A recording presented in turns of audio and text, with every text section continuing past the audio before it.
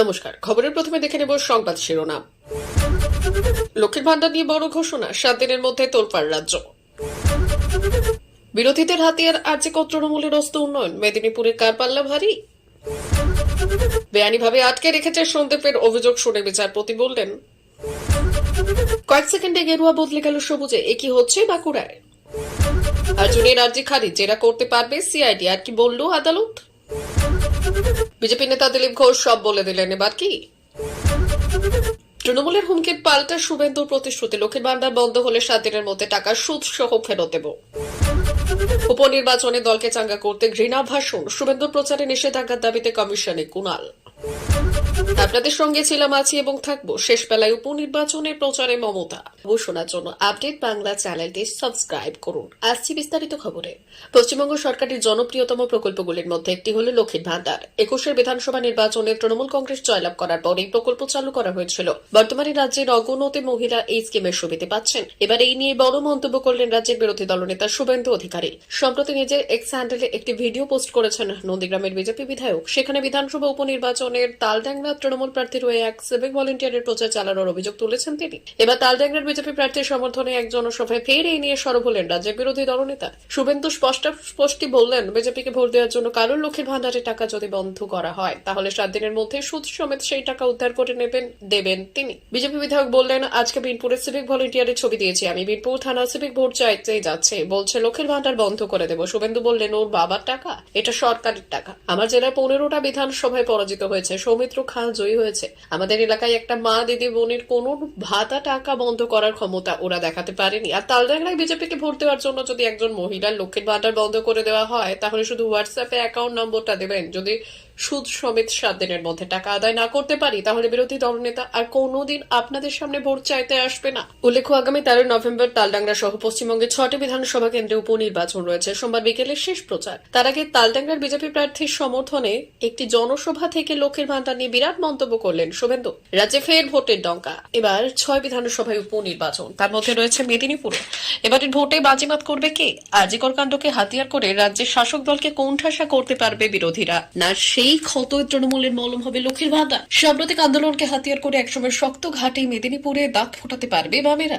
বালদুর্গ পতনের পর থেকে এই এলাকায় তৃণমূলের সংগঠন শক্তিশালী। পুরো এলাকায় সংগঠন শক্তিশালী হলেও গোষ্ঠীদ্বন্দ্বের চোরা স্রোত বইছে। একদিকে রয়েছে জন্মালিয়ার গোষ্ঠী, অন্যদিকে সুজয় হাজরার গোষ্ঠী। জন্মালিয়া গোষ্ঠীর সঙ্গে রয়েছে পুরপ্রধান সৌমেন খান, উল্টো দিকে রয়েছেন জেলা সহ সভাপতি বিশ্বনাথ পাণ্ডব। রাজনীতিবিদরা বলছেন, গত লোকসভা নির্বাচনে দলীয় প্রচারে বিশ্বনাথ পাণ্ডবকে সক্রিয় হতে দেখা যায়নি। এবার তার সহযোদ্ধা সুজয় হাজরা প্রার্থী হওয়ায় প্রথম দিন থেকেই সক্রিয় বিশ্বনাথ। প্রচারে বড় ভূমিকা নিয়েছেন প্রার্থীর স্ত্রী মৌসুমী হাজরা। তিনিও তৃণমূল কাউন্সিলর। ভোট প্রচার করেছেন বাড়ি বাড়ি গিয়ে। স্বামীর জন্য নয়, দলের জন্য ভোট চাইছেন। 24 লোকসভা নির্বাচনে মেদিনীপুর এলাকায় পিছিয়ে পড়েছিল তৃণমূল। সেই দুর্বলতা থেকে গিয়েছিল গ্রামাঞ্চলে। ফলে বিজেপি ও তৃণমূল প্রার্থীর মধ্যে ভোটের ব্যবধান ছিল মোটে 2200। তাদের অনুমান, আরজিকর মেডিকেল কলেজ হাসপাতালে মহিলা চিকিৎসকের ধর্ষণ খুনের ঘটনার প্রভাব পড়বে শহরাঞ্চলের মহিলা ভোটারদের ওপর। পাল্টা লোকসভা ভোট থেকে আরো ফল ভালো হবে আশাবাদী তৃণমূল। তাদের আশা, ভোট ব্যবধান বেড়ে হবে 50,000। কারণ মানুষ ভূয়া তদারকিতে গোষ্ঠীদ্বন্দ্বে প্রলে পড়েছে। সেদিকে গোষ্ঠীদ্বন্দ্ব উড়িয়ে প্রচারে নেমেছেন সাংসদ জন্মালিয়াও। ফলে নিষ্ক্রিয় কর্মীরাই সক্রিয় হয়েছেন। হাইকোর্টে ফের ধাক্কা আরজিকরের প্রাক্তন অধ্যক্ষ সন্দীপ ঘোষের। আরজিকর মেডিকেল কলেজের বেআইনি মামলায় ধৃত সন্দীপ ঘোষ ও বাকিদের বেআইনিভাবে আটকে রাখার অভিযোগ গুরুত্বই দিল না আদালত। বস্তুত গত 7 অক্টোবর নিম্ন আদালত সন্দীপ ও অন্যান্যদের নির্দেশ দিয়েছিল তাদের 21 অক্টোবর এই মামলায় হাজির হতে হবে। সোমবার হাইকোর্টে সেই মামলার শুনানি ছিল। বিচারপতি তীর্থঙ্কর ঘোষের পর্যবেক্ষণ সিবিআই স্পেশাল কোর্টের এখতিয়ার আছে প্রয়োজনীয় পদক্ষেপ করার। স্পেশাল সিবিআই কোর্টের নির্দেশ অনুযায়ী তাদের হাজির যদি না করা হয়, সেক্ষেত্রে ওই রায় চ্যালেঞ্জ করে সংশ্লিষ্ট জায়গায় আবেদন করতে হবে। আইনজীবীদের বক্তব্য, এক্ষেত্রে রায় ডিভিশন চাওয়া যেতে পারে, কিন্তু প্রাথমিকভাবে কোনো অনৈতিক কিছু দেখছে না হাইকোর্ট। উল্লেখ্য, তিলোত্তমার ঘটনার পাশাপাশি আরজিকরের আর্থিক দুর্নীতিরও তদন্ত করছে সিবিআই আধিকারিকরা। ইতিমধ্যে এই মামলায় গ্রেপ্তার হয়েছেন সন্দীপ ছাড়াও আরও নিরাপত্তা রক্ষী এবং তার নিরাপত্তা রক্ষীর সহ একাধিক। উপনির্বাচনের শেষ লগ্নে উত্তেজনার পারদ চলল বাঁকুড়ার তালডাংরায়। বিধানসভার বিরোধী দলনেতা শুভেন্দু অধিকারী সভা করে মঞ্চ থেকে নামতেই সেই মঞ্চের দখল নিল তৃণমূল। মুহূর্তেই বদলে গেল মঞ্চের রং। খানিক আগেও যে মঞ্চ সেজেছিল বিজেপির গেরুয়া পতাকায় কয়েক সেকেন্ডের পরই তা বদলে গেল তৃণমূলে। গত 13ই নভেম্বর বাঁকুড়ার তালডাংরা বিধানসভা কেন্দ্রে উপনির্বাচন, আর সেই উপনির্বাচনের প্রচারে আজই ছিল শেষ দিন। সেই দিনই প্রচারে ঝড় তুলতে বিজেপির প্রার্থী অনন্যা রায় চক্রবর্তীর সমর্থনে তালডাংরায় পদযাত্রা করেন বিরোধী দলনেতা। তালডাংরায় বিজেপি নির্বাচনী কার্যালয় থেকে অসংখ্য বিজেপি কর্মী সমর্থককে সঙ্গে নিয়ে মিছিল করে তালডাংরা মার্কেট কমপ্লেক্সে যান শুভেন্দু অধিকারী। সেখানে মঞ্চে বক্তব্য রাখেন শুভেন্দু। বিকাল 4:30 নাগাদ তার বক্তব্য শেষ হতে বিজেপির সভা শেষ হয়। সভা শেষ হতেই শুভেন্দু অধিকারী সিমলাপালে অপর একটি সভাস্থলের উদ্দেশ্যে রওনা দেন। শুভেন্দু অধিকারী বেরিয়ে যেতেই তালডাংরায় ময়দানে নামে তৃণমূলের তালডাংরা ব্লকের সভাপতি তারাশঙ্কর রায় ও সভাধিপতি অনুসুয়া রায়ের নেতৃত্বে তৃণমূলের কর্মীরা তালডাংরা বাজারে মিছিল করে এবং হাজির হন তালডাংরা মার্কেট কমপ্লেক্সে। ততক্ষণে মঞ্চের রং বদলে গিয়েছে। মঞ্চে টাঙানো বিজেপির পতাকা খুলে ততক্ষণে টাঙিয়ে দেওয়া হয়েছে তৃণমূলের ঘাসফুল পতাকা। এরপরে সেই মঞ্চে শুরু হয় তৃণমূলের প্রচার সভা। আদালতে ধাক্কা খেলেন বিজেপি নেতা তথা ব্যারাকপুরের প্রাক্তন সাংসদ অর্জুন সিং। একটি মামলায় সিআইডি নোটিশকে চ্যালেঞ্জ করে কলকাতা হাইকোর্টের দ্বারস্থ হয়েছিলেন অর্জুন। মঙ্গলবার অর্জুনের সেই দাবি খারিজ করে বিচারপতি তীর্থঙ্কর ঘোষের নির্দেশ, সিআইডি নোটিশে হাজিরা দিতে হবে অর্জুন সিংকে। আদালত সূত্রের খবর, 2020 সালে ভাটপাড়া পুরসভার চেয়ারম্যান থাকাকালীন 4 কোটি টাকা দুর্নীতির অভিযোগ ওঠে। আর সেই মামলায় সাক্ষী হিসেবে জিজ্ঞাসাবাদ করতেই অর্জুনকে ডেকে পাঠায় রাজ্য তদন্তকারী সংস্থা। বিজেপি নেতা দিলীপ ঘোষ এবার এই রাজ্যের বিষয়ে নিজের মনের কথা সব বলে দিলেন। বিজেপি নেতা দিলীপ ঘোষ বলেছেন, ইউপি এবং বিহার থেকে গুন্ডারা পশ্চিমবঙ্গে এসে তাদের কারখানা স্থাপন করেছে, তারা বোমা তৈরি করেছে। প্রতিটি জেলায় ঘটনা জানাজানি হচ্ছে। এখানে আইন শৃঙ্খলা নেই। রাজ্য সরকার অসামাজিক লোকদের বন্ধু। বাংলাদেশ, নেপাল এবং বিহার থেকে অনুপ্রবেশকারী ও সন্ত্রাসীরা আসে এবং যতদিন এই রাজ্য সরকার থাকবে ততদিন এই ধরনের ঘটনা বাড়তেই থাকবে। তালডাংরায় উপনির্বাচনের প্রচারে গিয়ে তৃণমূলের নেতাদের বিরুদ্ধে তীব্র আক্রমণ জানালেন রাজ্যের বিরোধী দলনেতা শুভেন্দু অধিকারী। তিনি দাবি করেছেন, শাসক দলের নেতারা মহিলাদের সরকারি প্রকল্প থেকে বঞ্চিত করার হুমকি দিচ্ছে। শুভেন্দু অধিকারী এই হুমকির বিরুদ্ধে পাল্টা হুঁশিয়ারি দিয়েছেন। বিজেপি প্রার্থীর সমর্থনে এক জনসভায় শুভেন্দু অধিকারী বলেছিলেন, যদি কেউ বিজেপিকে ভোট দেওয়ার কারণে লক্ষ্মীর ভান্ডার বন্ধ করে দেয় তবে সেই টাকার সুদ সহ 7 দিনের মধ্যে ফিরিয়ে দেব আমি। তিনি আরো বলেছেন, বিনপুরে সিভিক ভলেন্টিয়ারের ছবি আমি দেখিয়েছি। বিনপুর থানা সিভিক ভোট চাইতে গিয়ে বলছে লক্ষ্মীর ভান্ডার বন্ধ করে দেব। এটা সরকারের টাকা, ওর বাবার টাকা নয়। আমার জেলায় 15টি বিধানসভায় হেরেছে, সৌমিত্র খাঁ জিতেছে। আমাদের এলাকায় কোনো মা, দিদি, বোনের ভাতা বা টাকা বন্ধ করতে তারা পারবে না। শুভেন্দু অধিকারী আরো দাবি করেছেন, তালডাংরায় যদি কেউ মহিলাদের লক্ষ্মীর ভান্ডার বন্ধ করে দেয় তাহলে আমি তাকে 7 দিনের মধ্যে সুদ সহ টাকা ফিরিয়ে দেব। যদি না পারি তবে বিরোধী দলনেতা হিসেবে আর কোনোদিন আপনাদের কাছে ভোট চাইতে আসবো না। Suvendu Adhikari social media post করে এই ঘটনার বিস্তারিত জানিয়ে দিয়েছেন। তিনি দাবি করেছেন, তালডাংরায় তৃণমূল প্রার্থীর সঙ্গে প্রচারে যাওয়ার সময় একটি সিভিক ভলেন্টিয়ারকে দেখা গেছে।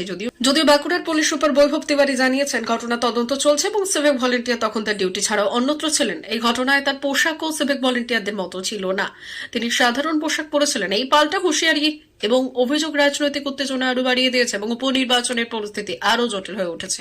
সামনেই রাজ্যে 6 বিধানসভা কেন্দ্রের উপনির্বাচন। সোমবার বিকেলে প্রচার শেষ, আর তার ঠিক আগে রাজ্যের বিরোধী দলনেতা শুভেন্দু অধিকারীর বিরুদ্ধে ঘৃণা ভাষণের অভিযোগ তুলে নির্বাচন কমিশনের দ্বারস্থ তৃণমূলের 3 সদস্যের প্রতিনিধি দল। রাজ্যের নির্বাচনী আবহে অযথা বাংলাদেশ প্রসঙ্গ টেনে শুভেন্দু ঘৃণা ভাষণ দিচ্ছেন, সাম্প্রদায়িক অশান্তি ছড়ানোর চেষ্টা করছেন। এমনই বিবিধ অভিযোগ তুলে তৃণমূলের মিডিয়া কমিটির সদস্য কুণাল ঘোষ মন্ত্রী শশী পাঁচাতের দাবি শুভেন্দুকে সেন্সর করুক কমিশন। সোমবার সকালে নির্বাচন কমিশনের দপ্তরে গিয়ে কুণাল ঘোষ, শশী পাজারা এই বক্তব্যে যথাযথ নথি পেশ করেছেন, স্মারকলিপিও নথি পেশ করেছেন, স্মারকলিপিও দেওয়া হয়েছে। এরপর সাংবাদিক বৈঠক করে কুণাল ঘোষ বললেন, আমরা কমিশনের কাছে আবেদন জানিয়েছি শুভেন্দুকে সেন্সর করার জন্য। যদিও উপনির্বাচনের প্রচার আজ বিকেলে শেষ, কিন্তু বিষয়টি শুধু একটা উপনির্বাচনের জন্য নয়। নানা সময় বিজেপি নেতারা এই ধরনের উস্কানিমূলক মন্তব্য করে থাকেন, আর তাদের লক্ষ্যে বাংলাকে অস্থির করে তোলে ধর্মের ভিত্তিতে। নইলে কেন অযথা বাংলাদেশের হিংসাত্মক পরিস্থিতির তুলনা টানা হচ্ছে? বাংলাদেশ আমাদের প্রতিবেশী রাষ্ট্র। এই অভ্যন্তরীণ বিষয় নিয়ে আমাদের নির্বাচনী প্রক্রিয়ার কথা বলা যায় না। সেখানে কি হয়েছে তার নির্দিষ্ট তথ্য আমাদের কাছে নেই। আসলে বিজেপি বুঝে গিয়েছে যে 6টি কেন্দ্রের উপনির্বাচন বেঘরে হারবে, তাই এসব বলছে। আমাদের দাবি বিরোধী দলনেতার উপর নিষেধাজ্ঞা জারি করা হোক, রাজ্যের শান্তি বজায় রাখার স্বার্থে। উল্লেখ্য, একই দাবি নিয়ে সোমবার জাতীয় নির্বাচন কমিশনকেও কড়া ভাষায় চিঠি দিয়েছে তৃণমূলের সংসদীয় দল। 365 দিন আমরা আপনাদের সাথে ছিলাম, আছি এবং থাকবো। রাজ্যের 6 বিধানসভা কেন্দ্রের তৃণমূল প্রার্থীদের জেতানোর আহ্বান জানালেন দলনেত্রী মুখ্যমন্ত্রী মমতা বন্দ্যোপাধ্যায়। বললেন, আপনাদের ভোটটা দয়া করে আপনারা তৃণমূল কংগ্রেসে দেবেন, জোড়া ফুলকে দেবেন, তাতে আপনার এলাকায় উন্নয়নের কাজ আরো ত্বরান্বিত হবে। ঘটনাটা ঠিক কি? বিধায়করা এখন সাংসদ। রাজ্যে 6 বিধানসভা কেন্দ্রে এবার উপনির্বাচন। সিতাই, মাদারিহাট, নৈহাটি, হারোয়া, তালডাংরা আর মেদিনীপুর। কবে? 13ই নভেম্বর। এদিন 3 দিনের সফরে দার্জিলিং এ গেলেন মুখ্যমন্ত্রী। দমদম বিমানবন্দরে তিনি বললেন, 13 তারিখ 6টা উপনির্বাচন আছে। এই 6টি কেন্দ্রের সকল মা ভাই বোনেদের কাছে আবেদন করব, বাংলার সবসময় আপনাদের সাথে আছে পশ্চিমবঙ্গ সরকার এবং মা মাটি মানুষ। 365 দিন আমরা আপনাদের সাথে ছিলাম, আছি এবং থাকবো। আপনাদের ভোটটা দয়া করে আপনারা তৃণমূল কংগ্রেসকে দেবেন, জোড়া ফুলকে দেবেন, তাতে আপনার এলাকায় উন্নয়নের কাজ আরো আরো ত্বরান্বিত হবে। যে 6 আসনে উপনির্বাচন হবে তার মধ্যে আলিপুরদুয়ারের মাদারিহাট বাদে সবকটি আসনই ছিল তৃণমূলের দখলে। মুখ্যমন্ত্রী বলেছেন, আপনাদের কাছে কৃতজ্ঞ জানাই যে আপনারা সংসদীয় নির্বাচনে আমাদের প্রার্থীদের জিতিয়েছেন। তারা তাদের মতো কাজ করছে, সবেই শুরু করেছে, আরো করবে। প্রিয় দর্শক, আমাদের চ্যানেলের নিয়মিত ভিডিও পেতে চ্যানেলটি সাবস্ক্রাইব করুন। ধন্যবাদ।